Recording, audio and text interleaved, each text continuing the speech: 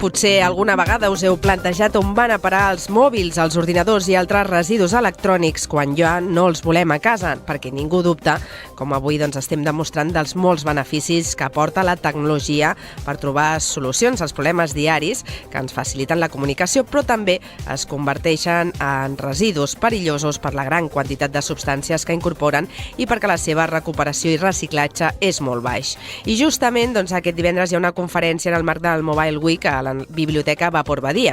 Serà a les 7 de la tarda i nosaltres també us volem explicar els detalls i per això parlem amb la Laura Talens, que és enginyera química i també investigadora de l'ICTA, de l'Institut de Ciència i Tecnologia Ambiental de la UAB. Bon dia, Laura. Hola, bon dia. A veure, que tenim molts dubtes perquè suposo que aquesta conferència vol donar resposta a tots aquests interrogants, no?, que a vegades ens fem, així que comencem pel principi. D'on provenen? Com estan composats els nostres mòbils, no? Quins materials incorporen? Doncs, en primer lloc, moltes gràcies per aquesta entrevista. Espero poder donar algunes respostes i crear una mica d'interès amb l'audiència que tens. Sí, a veure, aquests materials en molts casos són metalls i provenen de mines. És a dir, un telèfon mòbil conté materials com or, coure, plata, platí, i així podríem nombrar una llarga llista de materials que hi ha a la taula periòdica, no? I l'important és tenir en compte que el pes d'aquests materials que hi ha al mòbil no és exactament, diguem-ne, el que ens diu l'impacte ambiental que hi tenen. És a dir, hi ha que tenir en compte tots els materials i recursos naturals que s'utilitzen per produir aquests materials, no? Per exemple, una tona de coure, necessitem unes 210 tones de minerals i quasi 100 metres cúbics d'aigua, no? És a dir, si fem aquest càlcul amb el cas d'un telèfon mòbil, parlaríem que per cada 0,2 grams d'or que contenen, estem utilitzant 52 tones d'aigua i generant 3,6 tones de CO2. Amb l'impacte que això té i, a més, tots som conscients de que sovint reemplacem, no?, el mòbil perquè volem l'últim model del mercat. Llavors, potser hauríem de fer els cicles més llargs, no?, dels nostres dispositius. Sí, diguem-ne que la Comissió Europea en els darrers anys, des del 2015, ha proposat un nou paquet de programa amb economia circular i el que està intentant averiguar és veure de quina forma podem utilitzar tots els dispositius electrònics, inclòs els telèfons mòbils, durant més temps. I això, en part, diguem-ne que parteix de la necessitat també de veure com podem mantenir-los, reparar-los i també reciclar-los, no? Però el reciclatge, diguem que és l'última opció que ens quedaria. Però això és molt interessant, no?, el que dius, perquè ara mateix, ara per ara, quan un mòbil se'ns deixa de funcionar o quan surt un altre model que acaben, on acaben? Doncs els calaixos de casa o en abocadors, no? Potser s'haurien de començar a dissenyar també un altre tipus de dispositius mòbils. Sí, correcte. De fet, la Comissió Europea també està treballant en noves regulacions d'ecodisseny i l'ecodisseny principalment el que aporta és repensar el disseny dels productes per facilitar tot el que parlàvem abans. És a dir, la reparació, en el cas dels telèfons mòbils seria reparar bateries o reparació de pantalles o reemplaçament d'algun altre component, no?, que ens limita la vida útil d'aquest dispositiu. Perquè ara el que passa és que moltes vegades se t'espatlla a la pantalla, ara penso, i a vegades és com més car arreglar aquella pantalla, gairebé que et facin una oferta i canviar de dispositiu, i aquestes coses s'haurien de regular, no?, per aquest impacte que comentaves. Sí, també molts cops el problema que hi ha és la disponibilitat de peces de reemplaçament. És a dir, la vida mitjana d'un telèfon mòbil actualment és de 2 anys i el que passa és que molts cops les empreses no subministren peces de reemplaçament durant més de 3 anys. Això vol dir que si tu tens el teu telèfon funcionant 4 o 5 anys, se t'espatlla i vols canviar la pantalla, potser t'hi trobes a la situació que no pots tenir la mateixa pantalla que necessites del teu telèfon, no? I aleshores això també fa que no es puguin reparar, no? Va una mica en contra de tota aquesta nova diguem, visió, no? D'ecodisseny, d'utilitzar els dispositius durant més temps, etc., per a reduir la petjada ambiental d'aquests dispositius. I com podem disminuir aquesta petjada? Què ens recomanes o quins consells donaràs tu en aquesta xerrada també? Doncs, a veure, actualment les xifres el que ens diuen és que al voltant d'un 40% d'aquests telèfons es queden als calaixos de les cases. Aleshores, una de les, diguem-ne, punts que cal millorar és el volum de telèfons fora d'ús, no? Que podem recollir i, diguem-ne, tornar al sistema per reciclar i recuperar materials, no? Ara hi ha un cas d'èxit que em sembla molt interessant de comentar, que és el cas dels Jocs Olímpics d'aquest any. A Tòquio, no? Que no es cancel·lin. Sí. Què ha passat? Explica'ns què han fet amb els mòbils reciclats. Doncs a Tòquio, a Japó, des de fa 2 anys han engegat una campanya per a recollir telèfons mòbils fora d'ús. Han aconseguit recollir més de 6 milions de dispositius i amb aquests telèfons que han recollit han recuperat material com l'or, la plata, i coure i zinc per fer les medalles que donaran als Jocs Olímpics, no? I és el primer any que els Jocs Olímpics utilitzaran 100% material reciclat a les medalles. No?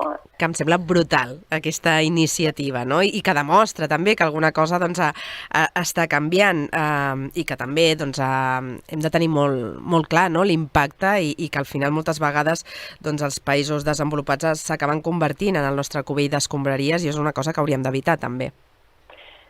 Sí, en aquest sentit tenim que tenir en compte que al voltant d'un 30% dels residus d'aparells elèctrics i electrònics que generen a Europa s'exporten a països, sobretot del continent a Àfrica, no? Hi ha algunes estimacions molt interessants que parlen que si poguéssim posar tots aquests residus electrònics a contenidors, faríem una distància entre València i Barcelona. Imagina't. O sigui que és un volum bastant, diguem-ne, forçador, important, i a més el que tenim que tenir en compte és que això també genera una pèrdua de valor d'aquests materials. Si aquests materials no es tracten per una via eficient i amb processos, diguem, estàndards, estem perdent tot aquest valor de materials, no? I aquí també ve un altre contrapunt, i és que a Europa som deficitaris de molts d'aquests materials. Estem important materials de regions com Xina, Nigèria, etc., que són, diguem, països que són políticament inestables i que també poden representar un risc en subministre d'aquests materials per a tecnologia a Europa, no? Aleshores, el fet de poder tancar aquest cicle i poder recuperar aquests materials de dispositius que per nosaltres són residus té un valor afegit i té un valor econòmic que cada cop està prenent més rellevància, no? Clar, per ser més eficients, no?, també econòmicament i per allargar, com deies tu, no?, el cicle de vida d'aquests dispositius. Hi ha projectes ara al nostre país, al nostre territori? Hi ha projectes així de recerca en curs que ens puguis explicar? Sí, des de Sostrenipra, que és el grup de l'ICTA on hi treballo, tenim diversos projectes en curs. Per exemple, durant els darrers 2 anys hem desenvolupat una base de dades que es diu DOSE, on intentem quantificar els materials que hi ha en les plaques base, que són aquestes plaques verdes, diguem-ne que contenen tots els aparells elèctrics i electrònics, no? I després també estem treballant en un projecte europeu, el DigiPrime, on volem crear una plataforma digital per intentar crear intercanvi de fluxos d'aquests materials entre diferents empreses, no? També hem fet un cas d'estudi a l'empresa Solidança, a Barcelona, on hem estat analitzant el tema de reparació i reutilització de rentadores. I, a l'ICTA també estem treballant amb el tema de la vida útil. Ens interessa saber exactament quina és la vida útil i les metodologies que hi ha per poder preveure el volum de materials que anem a necessitar per a les noves tecnologies i també el volum de residus que generem i de material que podem recuperar. És molt important tots aquests projectes que comentaves. Ara també pensava, mentre t'escoltàvem, l'obsolescència programada, no? També en aquests objectes potser també és un dels reptes que hauríem de canviar, no? Sí, aquest tema és un tema bastant calent perquè de moment no hi ha cap metodologia o cap evidència tècnica que ens serveixi per comprovar si els productes estan dissenyats per ser obsolets abans de temps. No? I aquí s'estan desenvolupant algunes idees de projectes, però no hi ha encara res que sigui clar, saps? Sí, que no hi ha estudis, però a vegades jo ara penso, o sigui, ara aquí em llenço a la piscina, però les neveres, abans que parlaves, no?, d'electrodomèstics, doncs dels nostres avis, potser duraven molt més que en canvi ara quan comprem qualsevol, no?, al mercat. Sí, aquí el que puc comentar és que l'OCU, que és aquesta organització de consumidors, ha publicat a l'inici d'any un estudi amb la vida útil de diferents electrodomèstics i ha estat fent un estudi per marques. Per exemple, han detectat que les rentadores duren entre 10 a 16 anys. I depenent de la marca, no? I tot això penso que és un tema que no s'havia tractat, però que cada vegada, com vaig dient, està començant a tenir més rellevància, perquè s'està veient tot l'impacte econòmic que hi ha al darrere.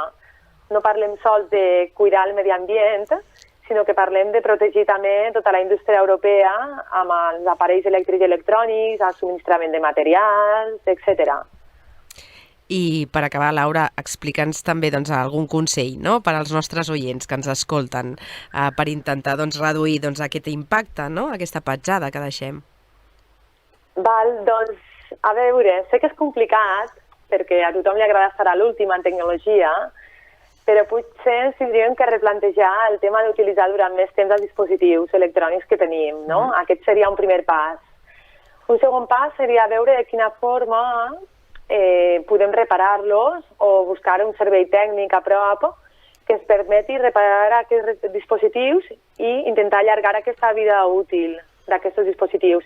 I finalment el que sí que m'agradaria comentar és que eviten llançar aquests dispositius a l'escombraria i a contenidors on no corresponen, perquè el que fan principalment és fer que aquest dispositiu acabi en un lloc on no tindrà cap utilitat. No? Ser més curosos també, no?, en aquest sentit.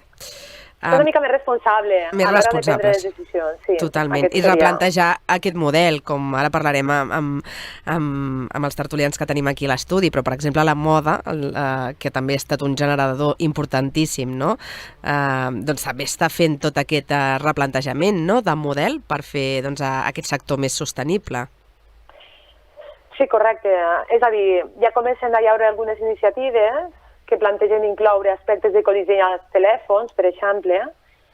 Fairphone és un exemple, una empresa holandesa que està produint telèfons que estan dissenyats per a facilitar la reparació, no?